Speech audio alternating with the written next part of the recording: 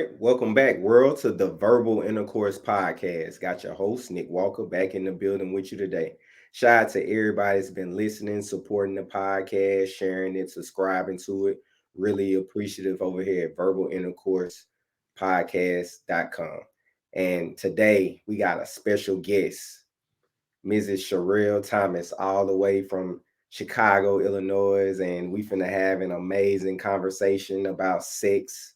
And she's a sex and intimacy coach, all aka a sex therapist. And I've been kind of keeping up with her via social media for a while now. She's an amazing personality, very knowledgeable, and very excited to have her on the podcast today. So shout out to you. Thank you. Thank you, Nick. Thank you for having me on. I'm looking forward to this conversation today. For sure, for sure. So to start off, tell me a little bit about why you decided to become a sex and intimacy coach. I feel like it was part of my destiny to be here, to be this. But the biggest thing, it was a subject that I've always been interested in terms of sex, love, relationships, all of that good stuff. And to me, I started thinking that if I could master sex, that my relationship would be off the chain, like it would be happily ever after. That was all I needed. Needless to say, it didn't turn out that way. but um which then led me into studying about relationships, not just the sexual part, but relationships and all about like the way that men think, the way that women think. And I went down that route. I studied, my minor in college was psychology as well. And what ended up transpiring is I was separated from my now ex husband, and I ended up hiring a love coach for myself. Mhm. And when I started working with her, I was just like, "Oh my gosh, like this is like the best job ever. Like I would love to be able to do that one day."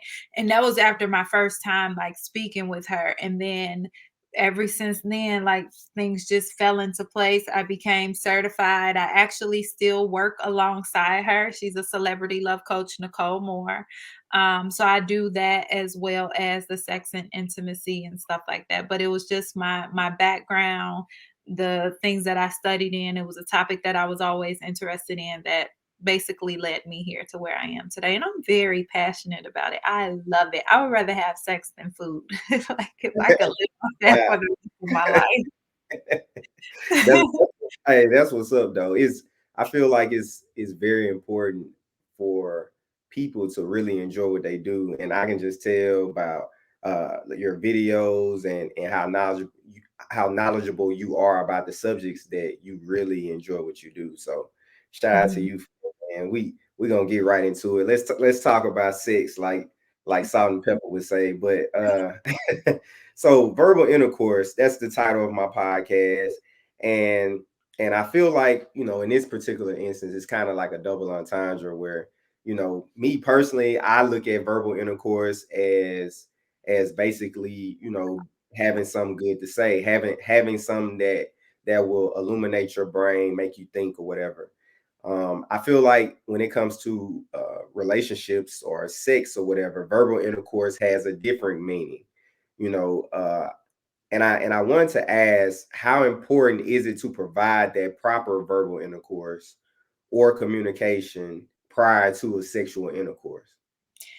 Very, very, very, very important. And I feel like that's why a lot of people find themselves either in situations where there's sexual trauma or a lot of sexual dissatisfaction, but primarily the missing link is the communication piece. And I think also a big thing that I want to point out is a lot of men, they go about sex a certain way that they don't even realize that some of the things that they do and the way that they approach it is actually sexual assault. So it's very important to have that conversation in advance to set those expectations of what is it that you desire, what are your limits, what are your boundaries, so on and so forth. And if a woman says no, it means no. And I know sometimes they say, oh, women like to play hard to get, so that's their way of you know foreplay or whatever. But in reality, according to the laws and the limitations, is actually rape. Like it's actually assault. So that's one piece. Another thing too is a lot of people, they don't have questions prior to the sexual engagement, and then they end up in situations where they're dissatisfied. But if you would have stopped and had a conversation beforehand, you would understand, the cues and the context clues to look out for to understand that you're not sexually compatible. So having that verbal intercourse, having that conversation beforehand is so important. It can really be make or break a sexual relationship. So so let me ask this. So for example, if I'm dating someone and they don't really know, like of course you just spoke about communication. They don't really know how to express what makes them feel good. How do you go about that? Do y'all go through like an experimentation phase to where you kind of just try to maneuver your way through it, and like how do you maneuver that situation? So what one of the things that I recommend, that I always say, is like, if you know what you don't want, you can utilize that to help you identify what you do want. Like, that no, no, this was the first thing that came to mind. Like, you don't want somebody to hop on top of you and act like a jackrabbit. Right. So, and just pump away. So, that's what you don't want. So, what do you do want in place of that? And that's the guiding post and the guiding framework that I use to help my clients figure out what it is that they do want, so that they can verbally communicate it. And it's not always like about experience or stuff like that, but if you know what you don't want, you can utilize that to help you find out what you do want. A lot of people, like, they end up in situations of like, or let me just say this. A lot of people will say like, oh well, I'm not that experienced, like, I only have one partner, or so on and so forth. You don't need a lot of partners in order to find out what you do like. Even if you have that one partner, what worked, what didn't work, and use what didn't work to identify what you want less of and replace it with what you want more of. So that's a big thing for me. I think that's a starting foundation to finding out what you do want. Look at the TV, like the things that you see on TV, and it sparks something within you. You can be like, "Ooh, I want to try that." Does it pique your interest? It doesn't mean you got to sit in the bed masturbating all day to identify what it is that you do want. You can start where you are without the experience of a whole bunch of partners, without having to pleasure yourself all day long to find out what it is that you do want. Okay. So I think it was a few months ago where I think a clip went viral where DJ Envy was talking about how he had been with his wife all of these years, and she finally told him that, we you haven't been making me orgasm, all of these years. Mhm. And it went viral. Everybody, all of the women was talking about the men, the everyday men versus women wars via social media. So I'm big on statistics on verbal intercourse. Anytime I have somebody that's really educated on the topic, I always look up some stats to kind of, so I can ask valid questions. So I went to a website called pleasurebetter.com, and it seemed pretty valid, but it says that 81%, 81.6% of women don't orgasm from intercourse alone.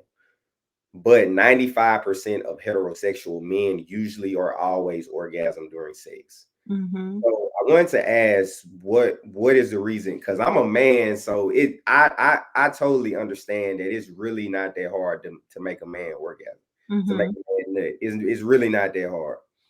But I find it interesting, that it's that many women that don't orgasm during sex.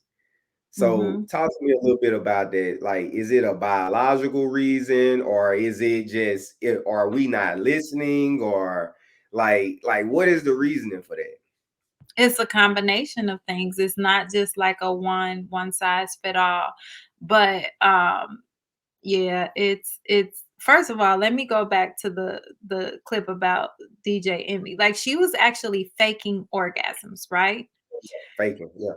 A lot of women actually fake orgasms, but what they fail to realize is that you're rewarding something that you're not satisfied with.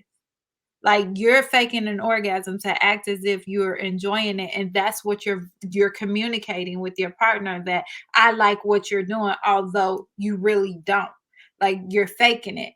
And that's one of the things that I really wanted to point out, is because that's where the breakdown, come in at. A lot of women will do it because they wanted to get it over and done with. They have sex just to satisfy the man, so they do it, to make him feel a certain type of way, as opposed to working together and having that hard conversation. 10 years. She said she faked orgasms for so long. I couldn't imagine lying to someone for that long and making them think that I was really satisfied when I really wasn't. So it kind of fall back on her. Like you're rewarding something that you're not enjoying. Like you're praising this act that you're really not into. So you brought it up on yourself. Like that's what you're saying you want more of by faking the orgasm. So that's that. Now, back to the other question. The reason why a lot of women don't or actually orgasm from penetration is several things. First thing first is when a woman climax, there's a certain type of brain activity that transpires to like surrender to the moment. Think about it, like from a guy's perspective. When you are inside of a woman, like when you're having sex with your partner or whatever, are you thinking about, what are you thinking about? Let's just say that. Like, let's just say, what are you thinking about? I'm actually, I feel like when I'm inside of a woman, I'm actually living in the moment. And I feel like mentally it's very few times in the world. Like when if I could be doing a lot of things but thinking about something else. If I'm inside of a woman, I'm thinking about being inside this woman. So yeah, I'm sure, yeah, of course it's thought inspired. So Yes. With a woman, you ask a woman, you ask women that same question. They thinking about work, they thinking about dishes, they thinking about the kids, they thinking about, oh, let me hurry up and climax, like, or can I climax? Like, why can't I climax? So it's like so many different things that are going on with inside the brain that takes them away from the moment, which leads to an inability to climax. So that's one thing. Another thing, which this is something that I've been infatuated with as of late, and I wholeheartedly believe that it is going to be a game changer. The more women that I can actually teach how to do this, they are going to be able to control that vaginal that orgasm from vaginal penetration. But a lot of women don't know how to utilize their body to make it do what it needs to do, and what I'm referring to is gripping. Like when you talk about gripping, using the vaginal muscles to contract, while you're being penetrated, what that actually does, so many amazing things. One, it feels amazing. You feel more. Two, you're actually guiding and directing the penis as to exactly where you want it to go. Three is causing, as you do those muscles, what you're actually doing is causing more lubrication like to come. It's causing more arousal. There's so many different benefits to actually gripping, and only a handful of women actually know how to utilize it. Some will say, oh, that's doing Kegels on the D, but gripping is much more than doing Kegels on the D. There's certain positions that you can get in to grip that makes it easier and you feel more. So I think it's also a thing of learning how to utilize the body. Another thing is not speaking up for your needs. Like a lot of women are emotionally disconnected within a relationship and they have sex out of obligation when they do have sex. A lot of marriages are sexless, which make it even harder, for a woman to actually climax. So as you can see, it's a number of different things that causes women to, why that gap is so big. And another thing is some men are selfish. Like no offense to you or like the male species, yeah. but you talk to some men, and that's what I mean about vetting. Like I can honestly say from my own experience, I have not had like oh, that was horrible sex. I've never had horrible sex. I had mediocre sex one time, but every other time it was amazing. You know why? Because I know what to look out for. I know what to expect. I have these conversations. I'm able to communicate like, nah, that don't work for me. I'm able to know in advance if we're sexually incompatible or not. So those are just some things.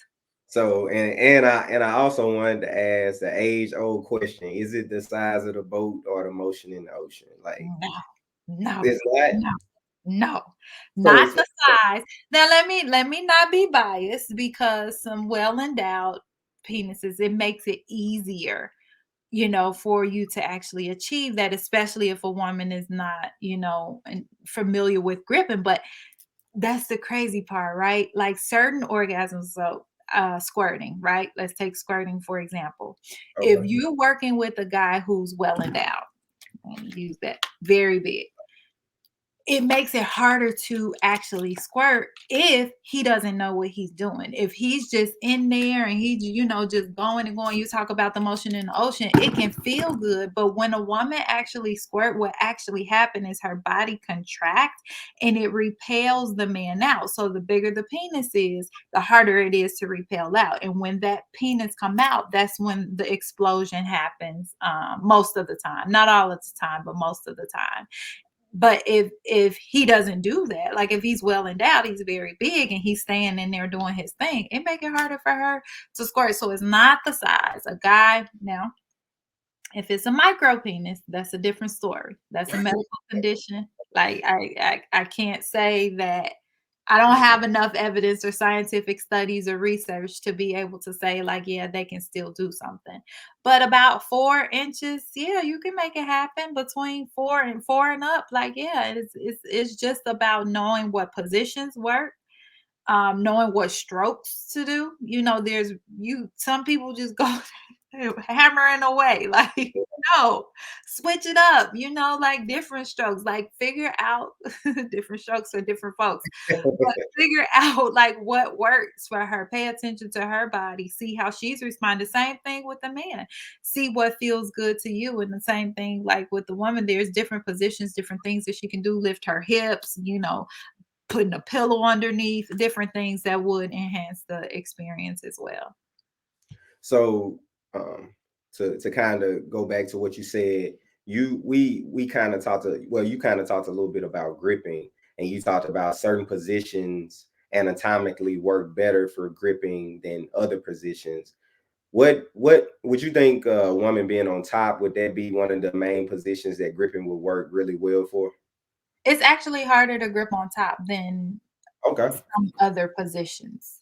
But on from the back, it's easier. Him missionary, it's easier because she's relaxed. The easiest one though is on the side. On the Okay. side.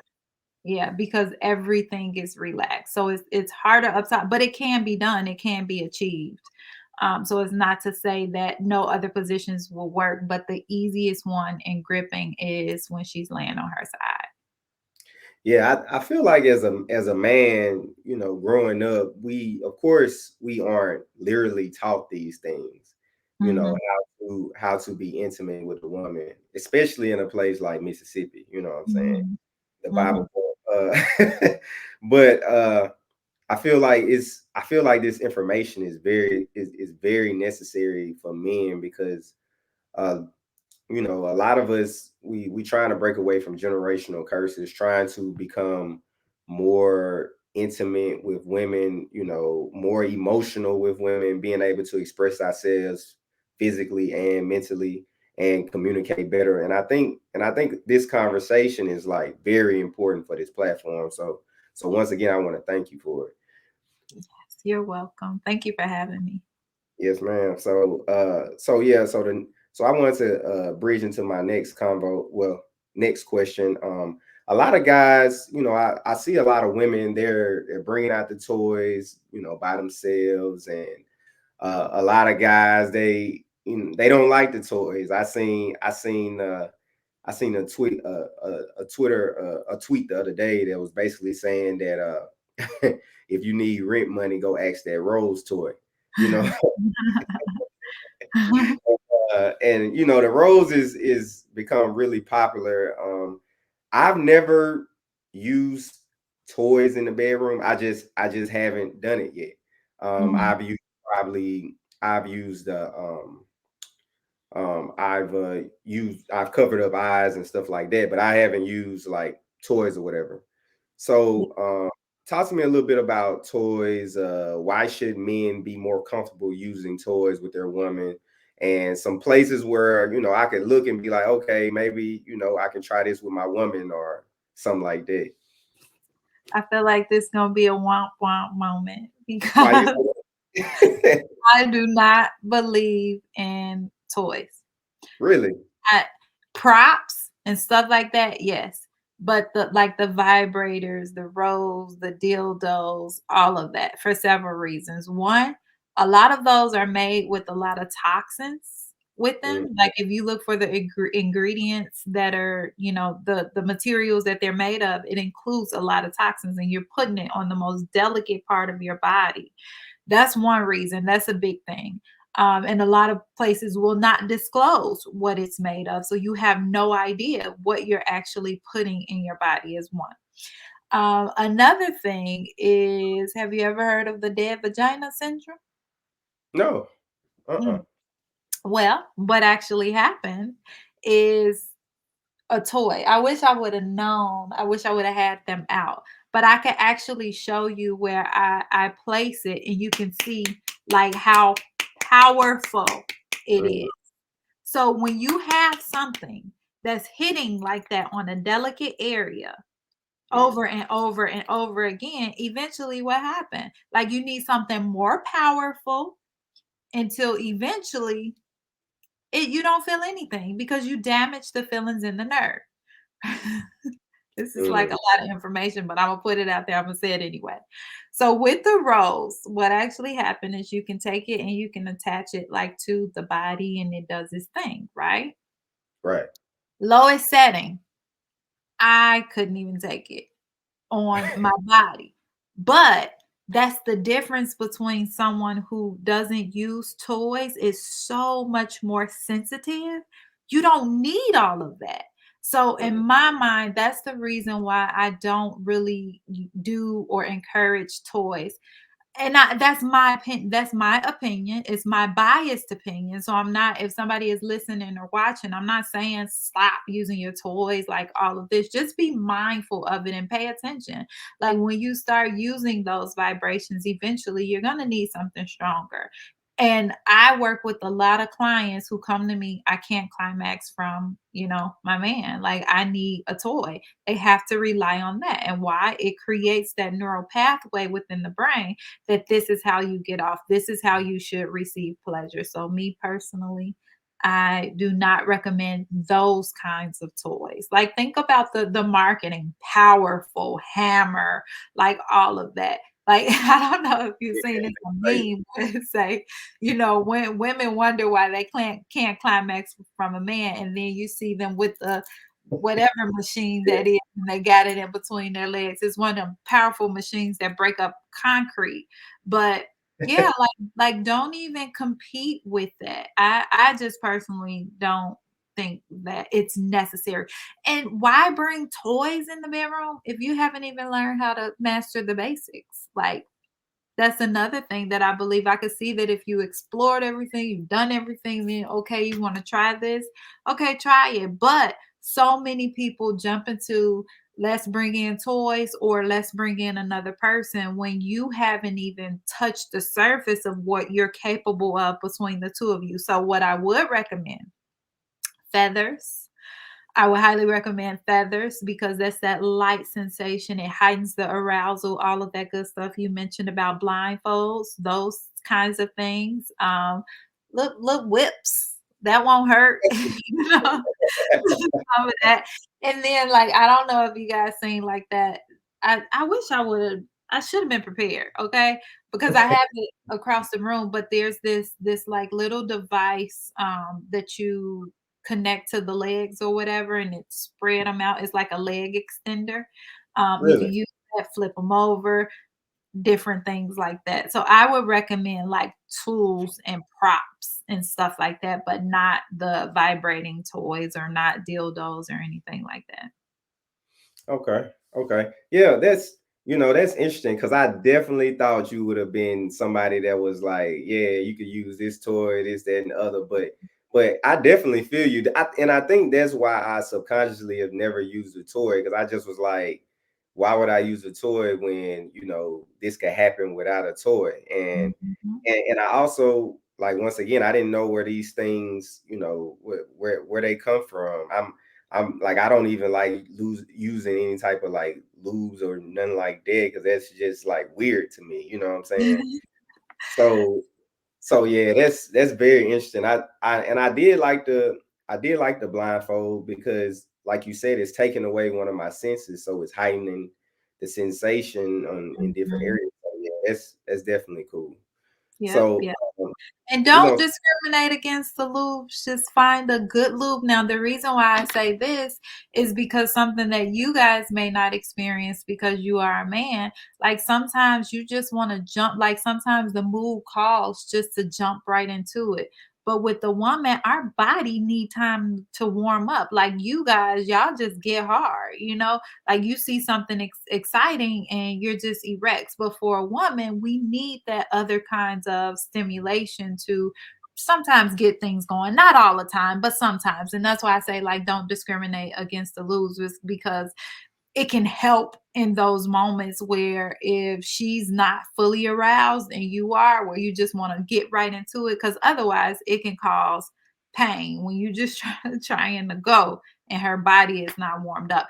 And it take about um oh gosh, for a man it takes only minutes to warm up. For a woman, on average, it take about 10 to 18 minutes to really get things going because there's so much that goes on within our body. Like the nipples get hard, the uterus move, the cervix move up and back out of the place, like the body temperature's rising, lubricants start to flow, so on and so forth. So kind of think of it like starting a car in the wintertime. You need that little extra time to get things really warm. And think about driving a car. Like, I don't know about if you experience this in Mississippi, but here it get really cold, like really, really cold. 0 degrees in the wintertime. You jump in that car and try to drive it at 0 degrees, it's gonna jerk, it's gonna like feel like it's mm, going to stall on you. And it's kind of the same way with the woman's body. Like if you don't give it time to let those juices flow, those lubricants warm up, you gonna have some resistance there. So just keep that in mind. so you said on average it takes about 18 minutes for a woman to kind of get it all the way, be all the way aroused. So in Yep. these 18 minutes is then how important is it to kind of just keep that mood going? Like do is that the time you hop in for the oral sex or like you hop in and go down on her, or is it like, or should you just, kiss and do all that rub and for 18 minutes straight? I feel like that's a very long time. It is. So let me say this, right? I'm not saying set a timer and go for 18 minutes because this is another thing that makes a difference on how aroused and how a woman's body will respond to you. How have you been making deposits into her prior to? I tell people all the time, foreplay starts way before you get in the bedroom. So you want some that night, you wake up in the morning and you start then. That way, that 18 minutes be like two. Come it'll be like you come on, like her ripping your clothes off and so on and so forth. But that's because you're sowing seeds throughout the day. So if you fill up that account prior to, it's not going to take a full 18 minutes. Like I just said, it could take two. She can be ripping your clothes off and ready to go. But different things, kiss on the forehead in the morning, touching the small of her back, like as you walk by, asking her how her day has been, just being attentive. If you know that there's something that really bothered her, taking the garbage out, take the garbage out. Like sometimes men are so stubborn, but if you could just do little things to help take things off her plate, that 18 minutes will be 60 seconds. Dope, dope. So before we move forward with my last question, I wanted to kind of go rewind and I know you had basically a workshop on squirting. And I've always wondered, like, because anytime I've ever in my past, anytime I've ever been with a woman and she squirts, like I kind of felt like I didn't know how to feel about it. Am I grossed out, or is it supposed to be what's up? Like, cause on Twitter people say, "Oh, that's piss," and then other people say, "Oh, that's just some." I don't know what it is, but is that like, is it urine or is it some type of water fluid from your body? Like Okay. it's So, so first of all, I have not had the workshop on squirting yet. It oh, will be June 30th. And then also, which I'll be releasing today, is I'll be having a workshop for men. I think it's July 1st, which is teaching them all about squirting and how to be able to train their partner's body to squirt consistently. So those two are coming up at the end of this month.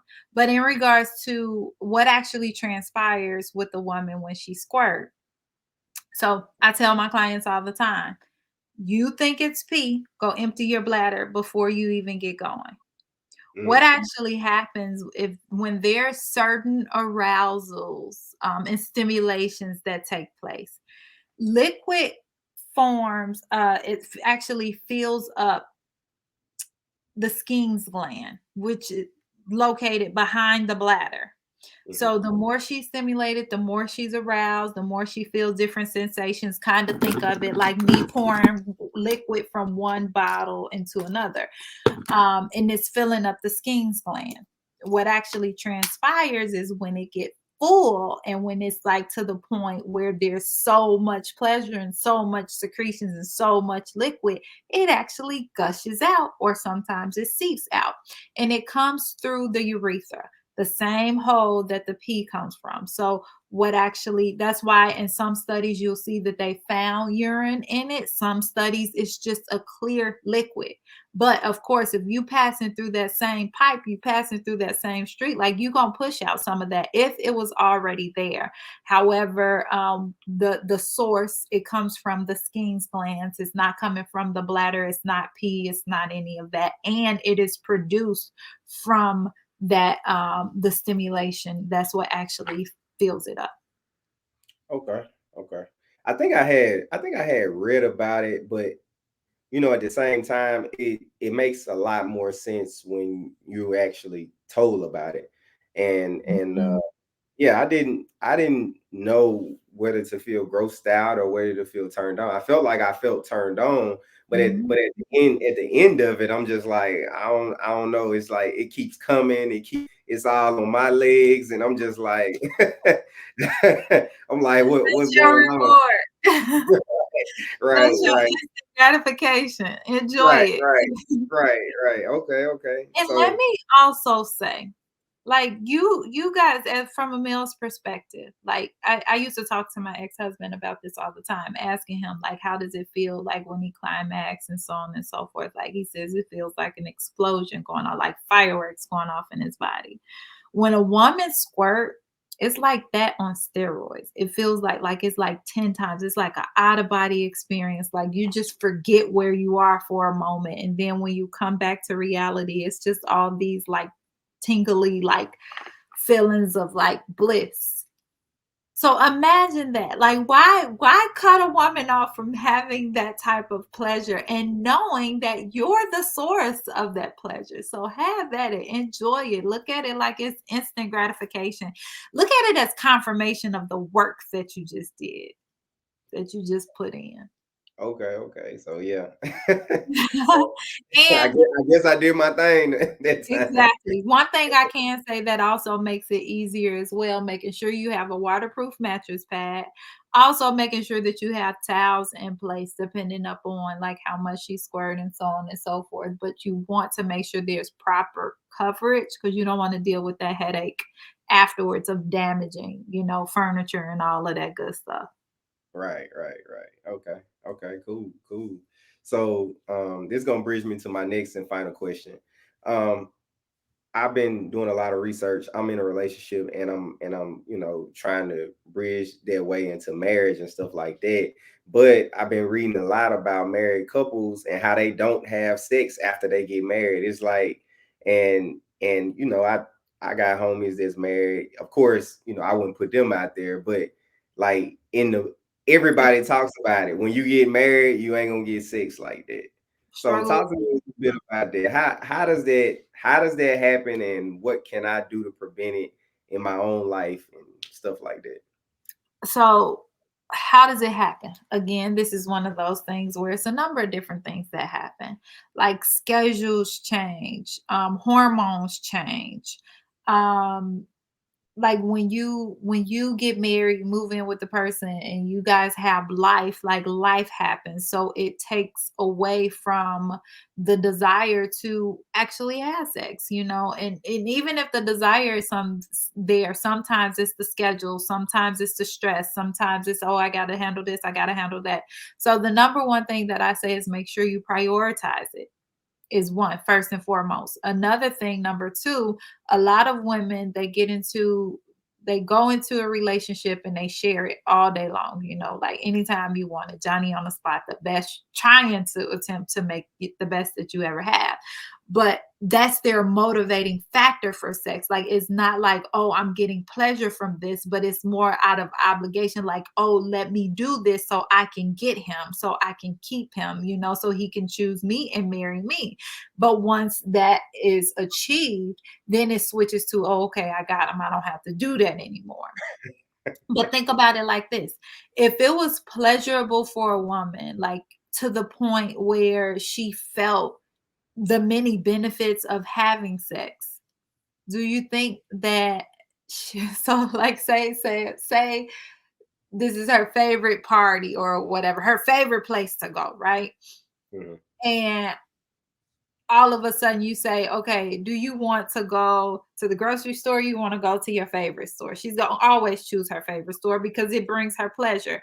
Grocery store, not so much, because it's obligation. I have to do that.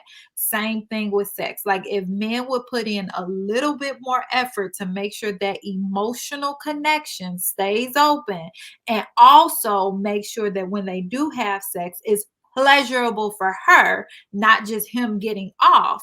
You think she gonna say, no, I don't want that? No, if she's getting what she needs from sex and it actually feels good and so on and so forth, who denies themselves of pleasure? Like, who denies themselves of something that they really enjoy? So I think that's another thing, is making sure that that emotional connection stays there. And then also, like, the skills and the techniques and all of that good stuff that actually bring her pleasure. No, yeah, I think it always comes down to the communication and being Yeah. able to maintain that emotional connection for Yep. years and years. And I think, like I done gained a lot of tips from it. If I want some that day, start in the morning, start prepping it in the morning. It's like putting the pussy in a crock pot or something like that. Yeah. And always, like, think about even those days that you don't want it. Make sure that you still tending and doing things, because if you do go above and beyond on the days, only on the days that you want it, then she gonna catch up. So she gonna catch on to that, and it's gonna be like, oh, he being nice because he wants some. Like, that's how I used to be with my husband. Like, well, I know he will pull out all the stops, and I'm looking at him like, I'm gonna give you some anyway because I want it, but like, I understand that you only doing this, so it take away from the genuineness of it. Keep that tank full. Send notes, send letters, find out her love language, express love in that way. Like, keep it full so you don't have to worry about, oh, she don't want to give me none. Mm-mm. Okay, gotcha. So yeah, it's been amazing having you on the Verbal Intercourse Podcast today, Mrs. Charelle Thomas, sex Thank and you for having intimacy coach, sex therapist. One last thing I want you to do is to shout out your Instagram handles and tell them about your upcoming events or whatever. Yes, yes, yes. So you can find me on Instagram at Charelle E. Thomas. That's CharelleeThomas.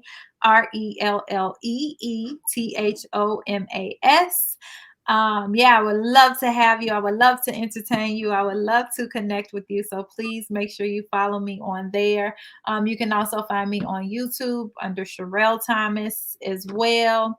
And yeah, I have 2 workshops coming up. One for the ladies, which is the art of squirting, and it's teaching you how to actually train your body to consistently be able to climax in that area. It's teaching you how to relax, how to get out of your mind and into the moment and to receive that euphoric bliss that you experience with squirting.